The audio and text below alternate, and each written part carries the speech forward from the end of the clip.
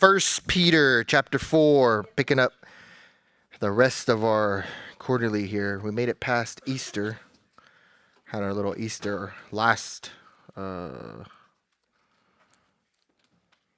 Sunday school.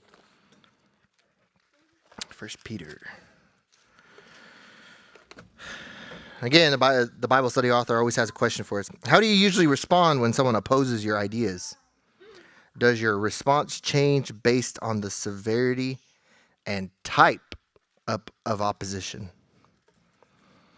So how do you usually respond when someone opposes your ideas?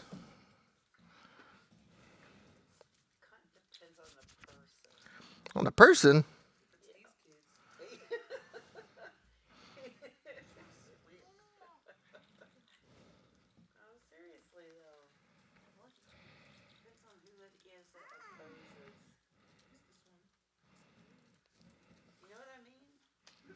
I think so.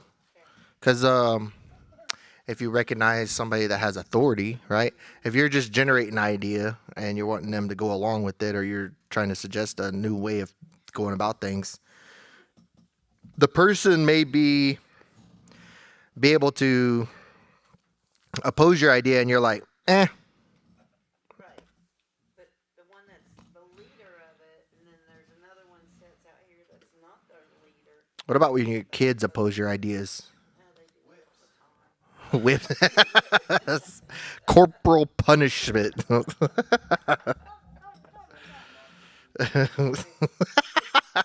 They don't get a vote.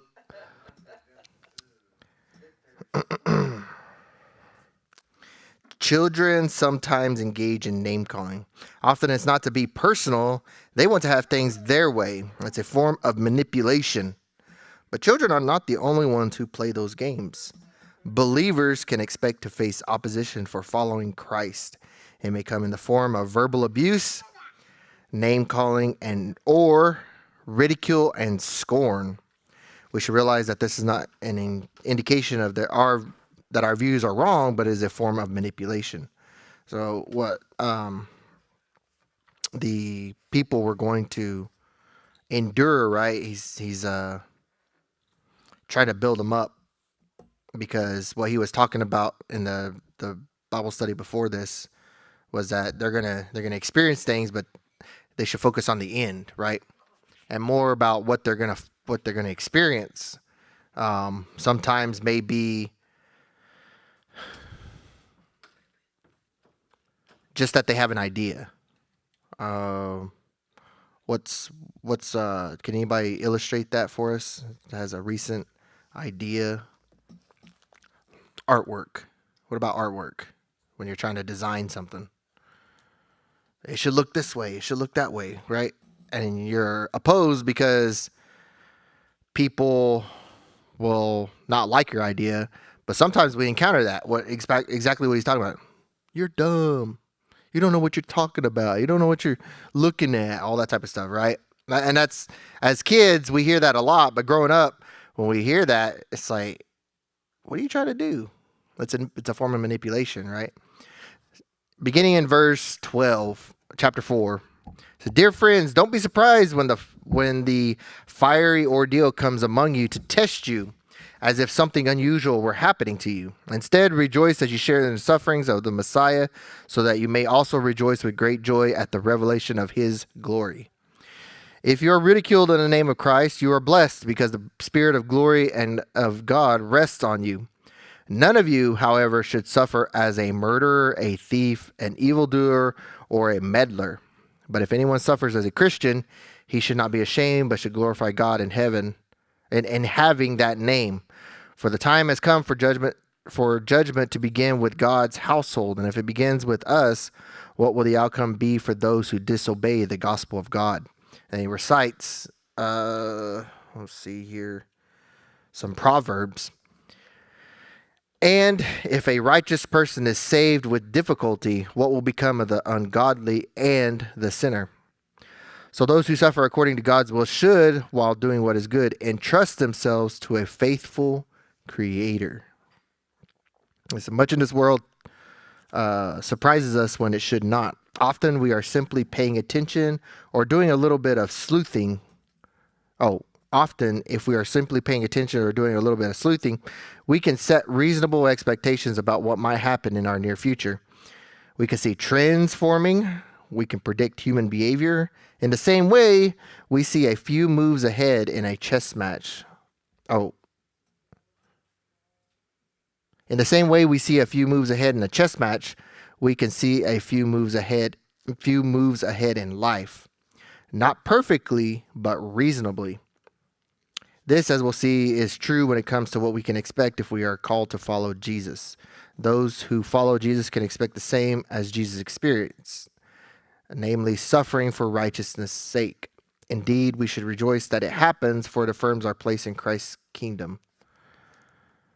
So, moving on through here. Who here likes to play chess? I haven't played in a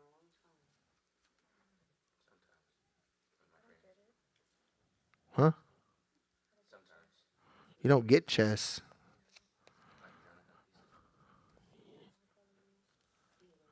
It's a game. Well, I know that. You get Fortnite, right? It's a game. I know it's a game, but I just don't get like. So you don't understand the rules. Because chess, well, you know checkers, right? You know how to play checkers? Don't you, What? Don't you put them on like the opposite colored piece or something like that, and you try to take them? Yeah, you only play on one color on checkers, but on you have the same board as chess.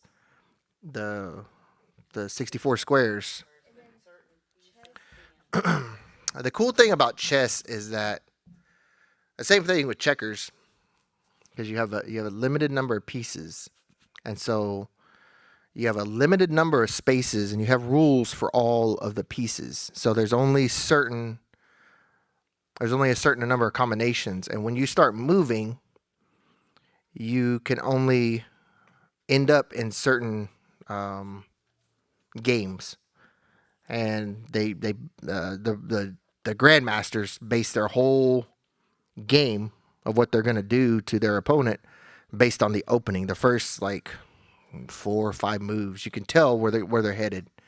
You can tell if it's going to be a slaughter, if it's going to be an all-out war because they bring out their pieces that can battle, or if it's going to be a long, drawn-out thinking game because it's they're trying to defend everything, and it's not about losing pieces; it's about actually capturing the king at whatever cost.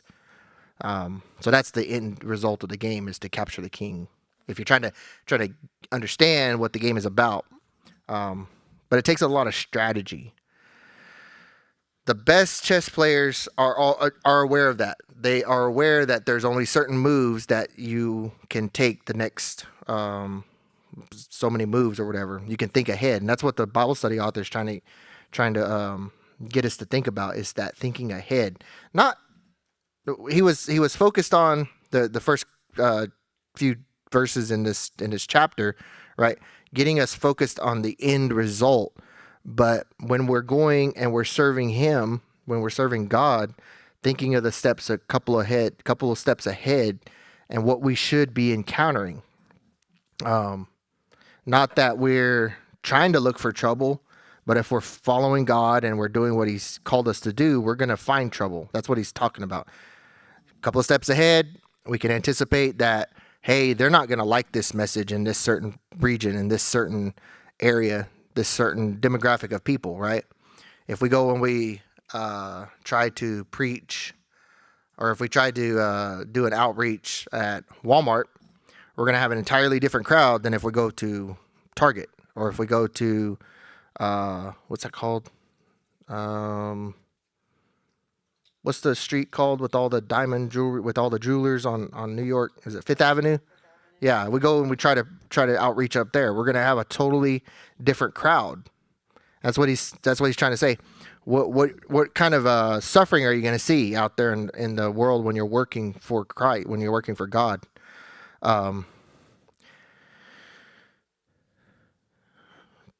He's referencing verse 11 here at the beginning. It says, if anyone should, we'll read it. It says, if anyone speaks, it should be as one who speaks God's words. If anyone serves, it should be in the form of strength God provides, so that God may be glorified through Jesus Christ in everything.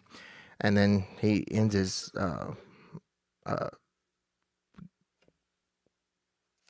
suggestion or in edification. But here it says the way the two verses of 11 and 12 interact signal a new section in his letter. So even though we have it divided up into chapters here, that's the end of what he was talking about in the first part, and then he begins kind of how Paul has different sections in his epistles and his letters. Peter talked much about suffering and persecution, but he was preparing to approach it from another angle. He was going to remind them that suffering was not an unusual event in the life of a Christ follower. Rather, it should be an expected part of one's spiritual journey with Jesus. Many surprises in our lives need not have been surprises if we were only paying closer attention. Such is the case with suffering for righteousness' sake in this region. Anticipating such hostility would reduce, if not eliminate, any wrong thinking that might otherwise come. In addition, it would help the believers in Peter's audience to endure in faithfulness. So what he's saying is, the way we apply it to today is that if we are suffering, if we come up against something that is, we think of it as bad, right? We think of it, we see bad things. One of the things that is people, this is a sad state. People die every day. People also die at the hands of other people every day. The sad state of our healthcare system was put on full display a few months ago now, when that CEO of that healthcare company got assassinated, right? But you could tell already, if you were paying attention, the way our nation is headed, is that something like that was going to happen because we have guns freely available. It's supposed to be for our protection, but if you have guns freely available and somebody wants to go and do crime, they're going to obtain those weapons, right? And go and try to do the crime. And then you have a lot of people mad at how much healthcare costs and the hurdles you have to do to be able to even use the healthcare that you pay for. This is especially true with us natives because we were promised to be able to be taken care of by the U.S. government. But how often does that result in a positive experience, much less a positive and satisfied ordeal? And what I'm talking about is when you go and see the doctor, how often do you get fixed in that first visit or even the second or third, right? When you have to get referred out, how easy is it to be able to handle all the paperwork that has to go around and everything, right?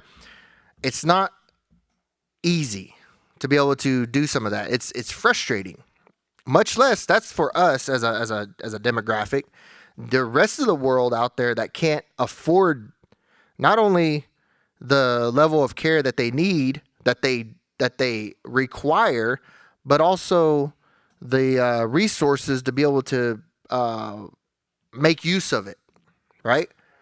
And so if you had a little bit of sense, you probably could see something major happening because the people that are involved, right? Man, we had a scare. Well, I don't know if it was a scare. Remember that event over there in Tulsa with the lockdown? There was a guy who had a gun and was threatening his doctors. That's the same type of frustration that led to that healthcare CEO getting assassinated, because people are fed up with everything that's about taking care of yourself. The most basic human experience is just being healthy, right? Not living lavishly or being able to see all these things or being able to just even like be a part of a family. It's being healthy, right? And so what the Bible study author is saying, if you go and serve God, if you go and you work for him, if you're joining a church, if you're doing outreach, if you're just simply sharing with your friends, you're going to experience some type of persecution. And if you pay attention enough, you might be able to anticipate that, because we all know somebody that needs God, right? That maybe not lost. We probably know lost people, but maybe not lost. They know about them, but we're concerned about how to approach them because of this very thing. We've thought a couple of steps ahead, and we're like, well, they're not going to like that conversation. They're not going to like me asking those questions, even though that's what needs to be asked, even though that's the conversation that needs to be had, right? And we all deal with this with family situations, with girlfriends, boyfriends, with all these relationships that are out there, is anticipating those conversations, anticipating what's going to happen. And that's what he's talking about here. He's saying you're going to feel some of that. You're going to share. Instead, rejoice. You share in the suffering, in the sufferings of the Messiah, so that you may also rejoice with great joy at the revelation of his glory. Some suffering, some persecution is bad, and we when we take it on, when we experience that, it might discourage us. We might get into a slump. We might feel sad, or the best word I can use is discouraged, right? Depressed. Because that conversation didn't go the way we wanted it to. We could anticipate it, but it still didn't work out the way we planned it. And it hurt us. It hurt us inside, right? Whatever relationship was going on. And if we let that take us down, if we let that hurt us and deter us from serving God again, right? It can knock us off our journey. Whereas what he's talking about is if we anticipate those things, we can maybe think a little bit more through it, right?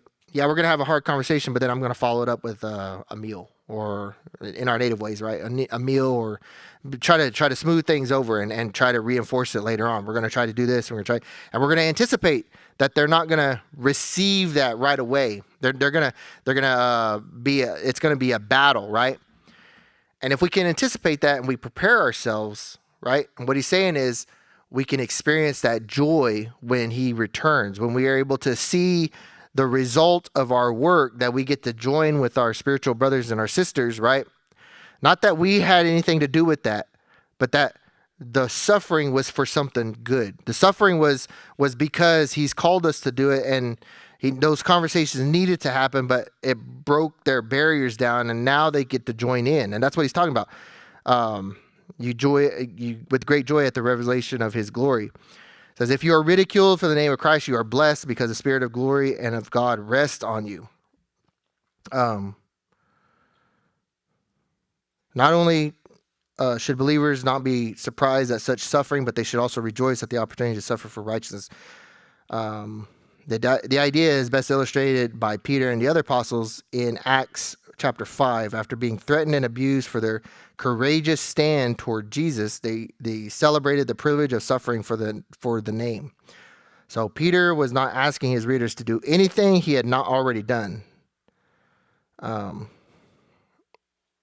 key to experiencing true joy during seasons of persecution or hostility is to realize that the Spirit of glory and of God is at work in your life. This is not a reference to two spirits, but one, the third member of the Trinity. It is the reference to the glorious Spirit of God mentioned in Isaiah, Isaiah resting upon David and on the Messiah that would follow him. God sent his Spirit down as a down payment or pledge that he would finish his work and keep his believers to the end. Not only are we called to share in the sufferings of Christ, but at salvation we will also share in his Spirit. That is the hope and blessing we have in suffering. Again, not so much focused on the end result. We know what the end result is, but what we're working for, what we're trying to overcome. And if we can think about those things when we're going through those deals, it'll help mitigate some of the hurt that we experience. Not that some of that hurt's going to be directed at us. People might genuinely hate us. People might genuinely not like what we're doing. But we know what we're doing it for. That's what he's trying to say, is that we're doing it for God. We're going to suffer those things because that's what needs to happen. And it's not that it is directed at us. People might say our names. People might use bad language towards us, right? But that's when God starts working on them through us to be able to show them we're not lashing out. We're not bringing a gun or anything like that, trying to fix the situation, right? We're suffering. They're going to see that light that we're supposed to be, because we're going to be different. That doesn't mean, don't get that twisted. It doesn't mean defend yourself, or not defend yourself. Don't put yourself in circumstances that you're going to face certain situations that require life or death decision making, right? That's not what he's saying. He's saying when you're going through those sufferings, that it's better because God is working in your life and working through you to them when you're working for him. When you're working for him, he's not going to put you in those situations, even though when it gets rougher, our people might lash out. Again, we never had these problems. We never had real issues like that. But as the population grows more and more against God, right, turning against them, we're going to see more and more of these things. That's what he's talking about when he's saying those times.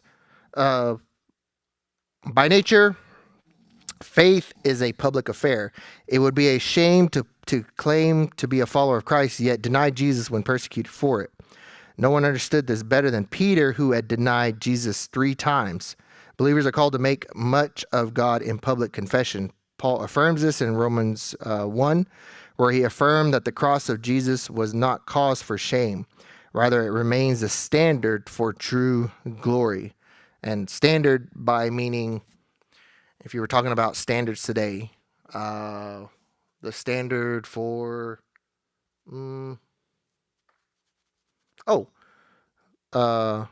poverty, living above or below poverty, right? You're supposed to make a certain amount. It's kind of a benchmark or a bar that you have to come up to. Standard also means our flags, our banners, to which we hold to or that we represent, right? Our standard, our flag of the United States of America, we know it, we can recognize it, we can point it out amongst all the other nations' flags. That's the same way we should be able to point out Jesus Christ. That's the way we should be able to recognize his work whenever we're out there doing that, whatever we're doing, whatever we're called to do. And we should be that as well for everybody else to look forward to look to be able to recognize him. We should be that standard. We should be that light again. And then the last part here, Peter referenced the final judgment that had begun in this final age. This has also been called the church age and was initiated after Christ's death and resurrection. This was the test he noted in verse 12. The apostle noted that the time had arrived for believers in Asia Minor to take that test. The Greek language has 2 words for time. One, chronos, which relates to the passings of seconds, minutes, and years. It is what we measure with a clock on the wall. The second word refers to an era, it's kairos, which refers to an era of special moment in time. This was the word Peter chose to use in verse 17. This was the appointed time for God's people to endure and to point others towards the Savior, even through suffering, if necessary. Such judgment starts with Christians within God's household. Rather than punishment or chastening, the suffering Christians endure for the sake of righteousness is a purifying judgment. It disciplines them and conforms them to the image of Jesus. Even though the Christians in Asia Minor were a part of God's family, that did not make them immune from persecution, and by extension to us today. Suffering has always purified the people of God, and in doing so separated those who genuinely believed in Jesus from those who falsely professed faith in him and fell away. For this to happen, judgment had to begin with those who were persecuting Christians, but with the Christians themselves. Oh, not with those who were persecuting Christians, but with the Christians themselves.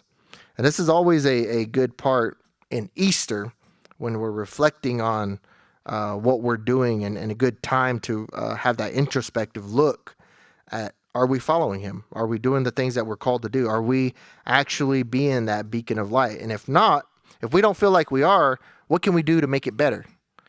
As a church, we need to be able to have that that time to where we can fix things that we need to get fixed, right? We need to do something about this flooding. It's been going on far too long. We need to do something about it. It's those same things that, hey, we see something, we need to do something about it, because what we're trying to work for is glorifying God. Having a leaky church, probably not glorifying him the best way we know how, right? That's a small thing. The bigger thing, what are we trying to accomplish by our efforts, right? What are we doing with our resources, with our people, with our time? And that's why he's talking about time in that respect, that it's not measuring it with a stopwatch.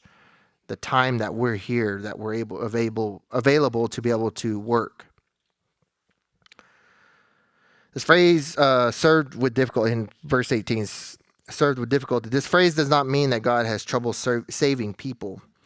Instead, it is likely pointed to the persecution and suffering that those in Peter's audience had endured for the sake of the gospel. It does not mean that God barely saved Christians, but that he saved them through great difficulty, through the tremendous suffering they had endured. Again, that reference to that proverb. God is saving believers by purifying them, making them like Jesus. This refers to the doctrine of sanctification, which is a present tense expression of salvation. God saved us, is saving us, and will save us. Even then, the righteous are saved only by the work of God. In that sense, they were saved with difficulty. God did the difficult work of redeeming sinners when he sent his son to die. What will become, and so if he did this, right,